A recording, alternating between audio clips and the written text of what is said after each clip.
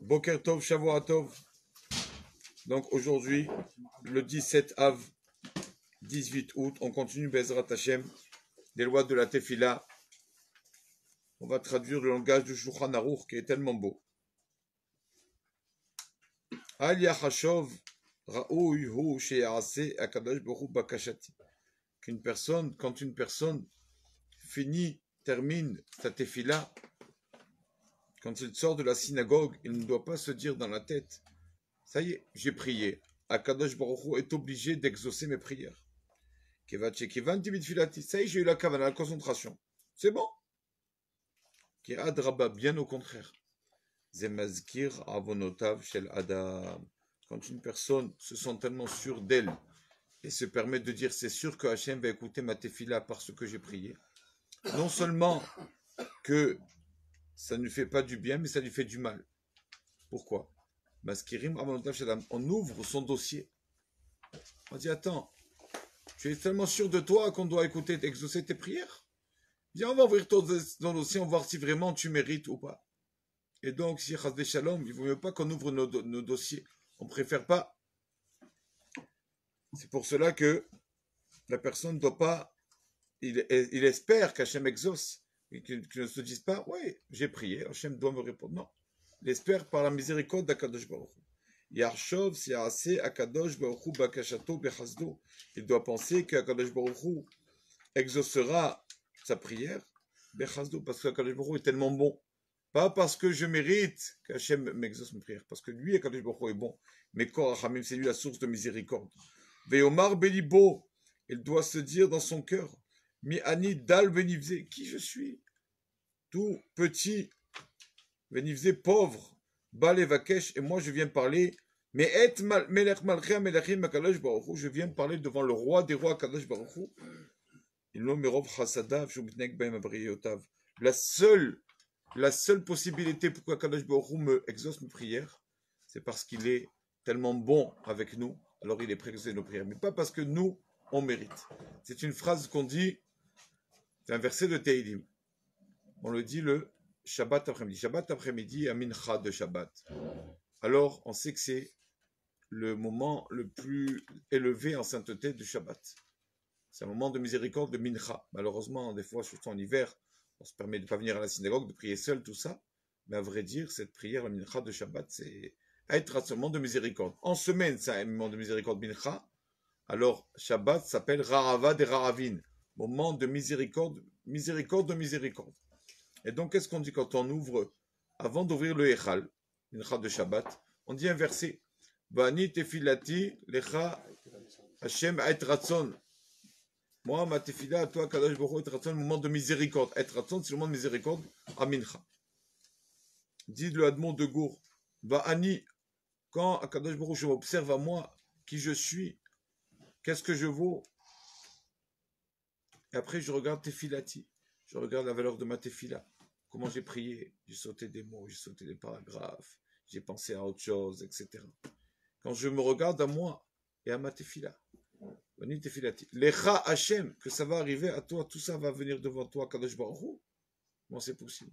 Comment une personne comme moi, avec une tefila bâclée, sans kavana, peut arriver, monter devant Kadosh Baruch Hu? Comment Hashem, toi tu peux écouter Lecha Hashem? Comment c'est possible? Être ratson, c'est sûr que c'est un moment de miséricorde. C'est parce que tu es miséricordieux Hashem, alors malgré le fait qu'on ne mérite pas que tu écoutes notre tefila, mais toi tu l'écoutes parce que tu es bon avec nous. Et si une personne, Chas Shalom, une fois elle a fait une tefila, après, ça a marché. Après, il va se dire, ah, tu vois, j'ai prié, Hachem m'a répondu, m'a exaucé mes prières. Un jour, Hachem ne va pas répondre, il va dire, attends, comment ça se fait? Qu'est-ce qui se passe là? Pourquoi Hachem, il prend malheureusement l'habitude. Des fois, une personne, il croit qu'après cette tefila, à Kadosh pour exaucer cette tefila, il croit que c'est grâce à sa prière. L'habitude, je prie. Et c'est malheureusement, c'est ça que toujours le Mishnah de Brachot dit, tefilato keva, celui qui croit la tefila fixe, c'est-à-dire tous les jours, il croit que c'est bon. Ça y est, Hachem va me répondre. Ça passera pas. Celui qui prend l'habitude que c'est grâce à sa tefila, c'est pas bon. On sait tous que l'habitude, c'est quelque chose d'un peu néfaste dans la Torah, parce qu'on prend l'habitude de faire les choses. Alors, on fait plus les choses avec notre cœur. On le fait par habitude comme ça. D'accord? Parce que tout le monde le fait, nous aussi on le fait, tout le monde se prosterne aussi. Donc c'est pour ça qu'il faut pas, dans la Torah, les coutumes sont bonnes. mais ne pas être habitué toujours à quelque chose. Bon, j'ai l'habitude de mettre toujours de fine comme ça, je réfléchis pas à ce que je fais. Il y avait une personne, un jour, qui arrive à la synagogue, et le Rav fait le cours sur le vol. Le sujet du cours était le gezel, le vol. Qu'une personne, à cause de des fois quelques euros ou quoi, il peut revenir en réincarnation parce qu'il a volé. Et le Rav qui a fait son discours, sa dracha, après la dracha, le discours, une personne vient le voir. C'était le laitier du village. Et il lui dit, Rabbi, je veux faire teshuva. Il dit, qu'est-ce que tu veux? Teshuva sur quoi? Tu vois bien? Il dit, non, Rabbi. Le lait que je vends à tout le monde, si on regarde le pourcentage de lait qu'il y a dans le lait, alors là, d'accord, il n'y a pas beaucoup de pourcentage de lait, il y a même beaucoup d'eau. Je dis la vérité, Rabbi. Et donc, le Rav lui dit, bon, teshuva, à partir de maintenant, fais attention. Sois minutieux, d'accord, dans ton travail, essaye de ne voler personne. Et remets là le pourcentage de lait normal, d'accord, arrête de mettre trop d'eau, fais comme il se doit de faire, d'accord, Rabbi. Et il fait teshuva et remercie Akadosh Baruch Hu, heureusement qu'il y a la teshuva existe, qu'on peut se repentir. Et quand il met vraiment un pourcentage de lait beaucoup plus élevé, alors on voit la communauté, on voit une lettre avec un avocat, il reçoit une lettre, ce laitier, il est convoqué au tribunal. Pourquoi? Parce que le laitier a changé la recette. Le laitier met trop d'eau maintenant. Le laitier met trop d'eau. Avant, ça, le lait était bon. Maintenant, il y a trop d'eau. Il était valorable. Il a dit, Rabbi, je comprends plus rien. Quand j'étais vraiment, je mettais beaucoup d'eau, t'es tous contents. Moi, j'ai fait tes choix. Maintenant, j'ai changé dans le bien. Il m'attaque en justice. Il m'a dit, voilà, de là, tu apprends Koach HaErgel, l'habitude. Koach HaErgel. Quelqu'un, il s'habitue avec un lait avec beaucoup de pourcentage d'eau. Ah, il est trop bon ce lait, parce qu'il a l'habitude comme ça. Mais en fait, c'est pas du bon lait, la majorité est de l'eau. Tandis que, et quand une personne ne s'habitue pas, alors il sait à chaque fois être quelque chose de nouveau, il va analyser la chose. Ah, aujourd'hui, c'est pas le même lait aujourd'hui. Et quand on prend l'habitude, c'est pareil pour la tefila. Quand on prend l'habitude tous les jours la même chose, alors, malheureusement, la tefila, elle passe plus. Même caché miséricordieux, parce qu'on le fait par routine. La Torah ne veut pas la routine. La routine, c'est l'ennemi de la Torah, parce que la routine, on ne fait pas avec le cœur. Hachem a toujours le cœur.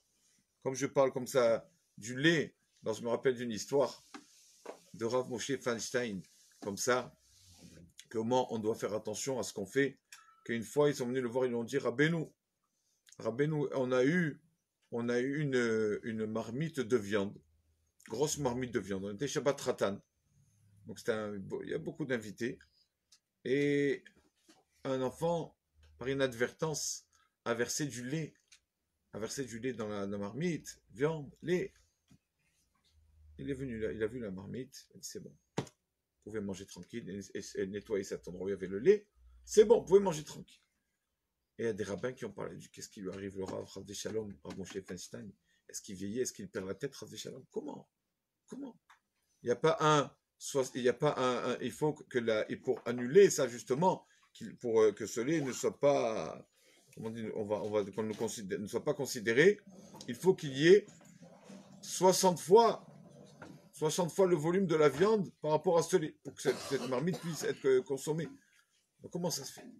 Et donc, ils sont venus le voir, ils lui ont dit, il leur a dit, ne me jugez pas. Ce lait-là, je le connais. Je connais l'usine. Je sais que la majorité du lait, c'est de l'eau. C'est de l'eau. Donc, c'est beaucoup plus qu'un 60e. Beaucoup plus qu'un 60e de viande pour annuler ce lait, pour pouvoir manger justement cette marmite. On voit un Rav qui est possède comme ça. Il dit, et comment il a dit ça, le Rav? Mais c'est contre la halakha.